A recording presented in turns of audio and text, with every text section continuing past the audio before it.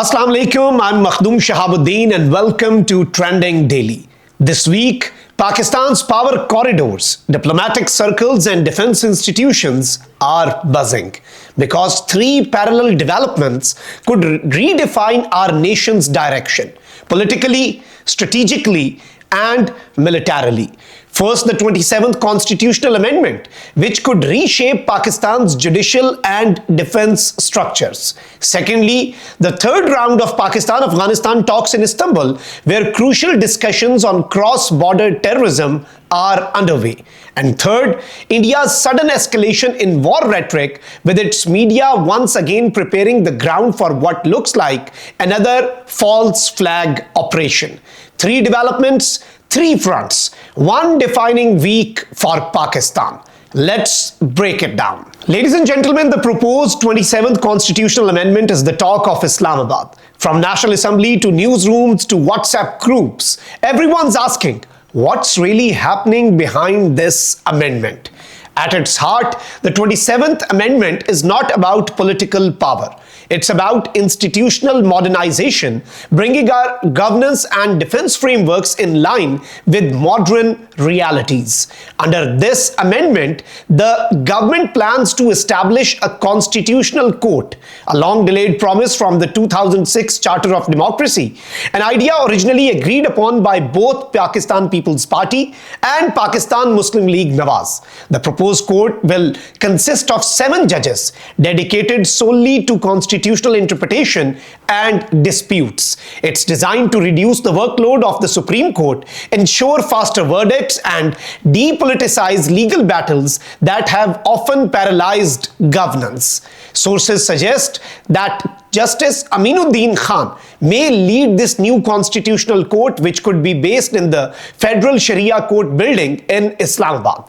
This structural change aims to make constitutional interpretation more specialized, consistent, and independent from political tug of war.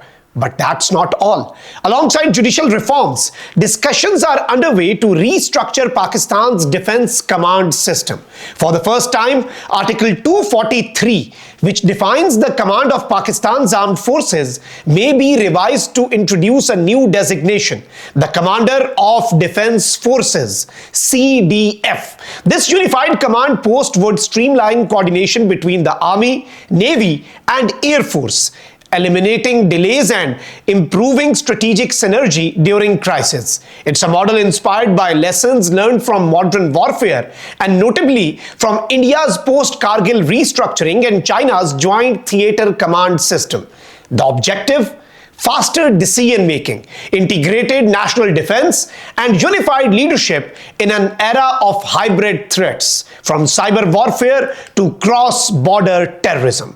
However, despite consensus among coalition partners on defense-related clauses, political deadlock persists over other elements, particularly the proposed changes in the NFC award that could affect provincial revenue shares. Ladies and gentlemen, now experts are calling this a make or break moment. While constitutional debates dominate at home, diplomacy is in full swing abroad.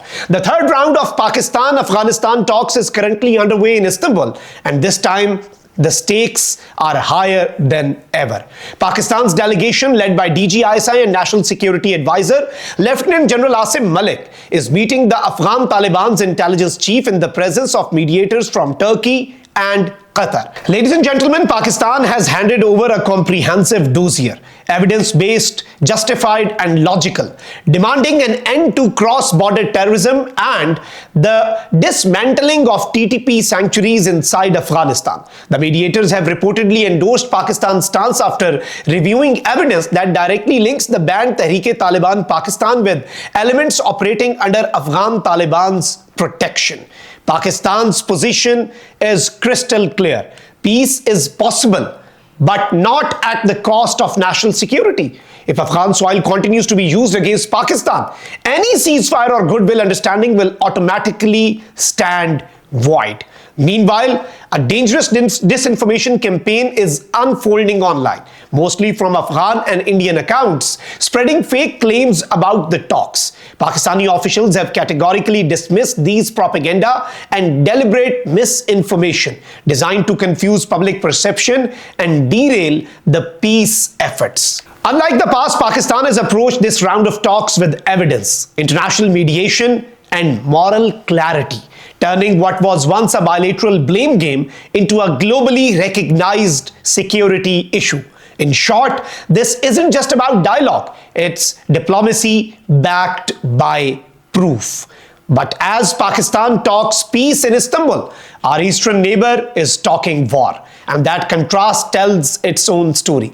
While Islamabad is working with mediators, India is working with microphones, trying to shape narratives of aggression and fear. Ladies and gentlemen, in the last 48 hours, Indian media outlets have gone into overdrive. Headlines scream, Pakistan-based groups planning coordinated attacks in Jammu and Kashmir. Another headline said that new wave of strikes expected after Operation Sindoor. Ladies and gentlemen, this sudden alarmist campaign comes exactly 6 months after Operation Sindoor, when India staged limited air and ground operations along the LOC, operations that were later exposed for what they truly were: a false flag attempt to frame Pakistan and justify domestic militarization.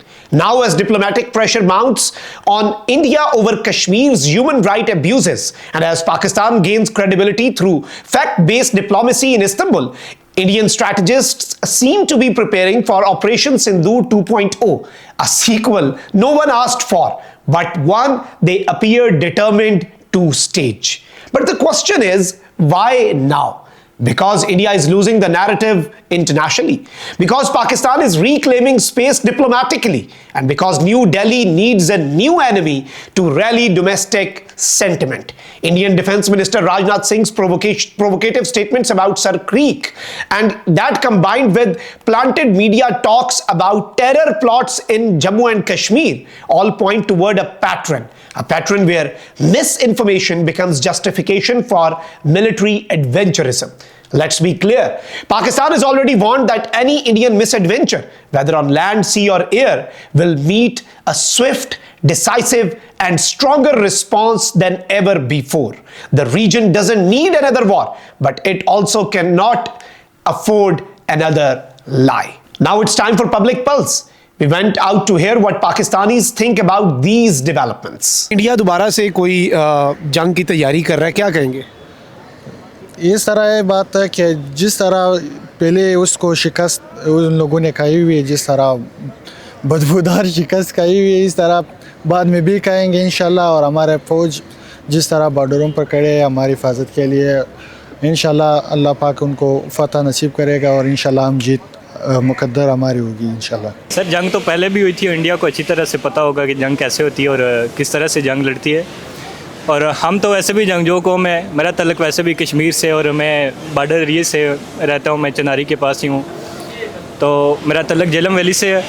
तो अल्हम्दुलिल्लाह हमने जब भी जंग लड़ी, चाहे जो भी जंग हो, इंडिया पाकिस्तान की एक तारीख़ है पीछे से।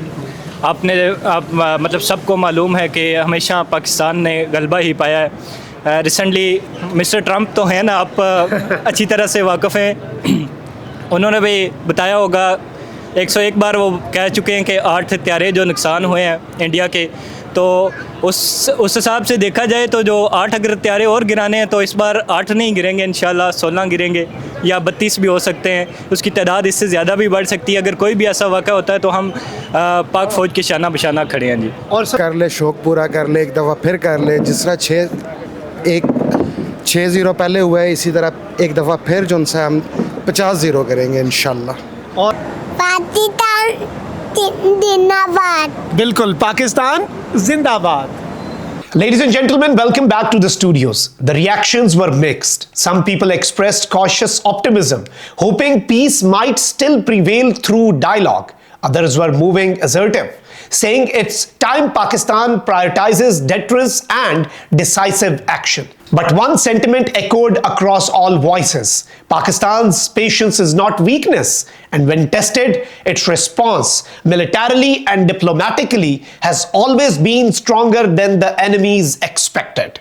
Ladies and gentlemen, from constitutional reforms at home to diplomatic assertives abroad, and from defense modernization to countering disinformation, Pakistan stands at a defining moment in history. The coming days could reshape our judicial independence, regional policy, and national defense for the years to come.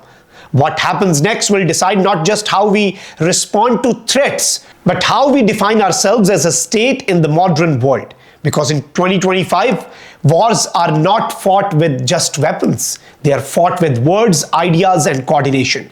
And Pakistan today is rewriting how it fights back with clarity, strategy, and conviction. This is Makhdoom Shahabududdin signing off. See you next week.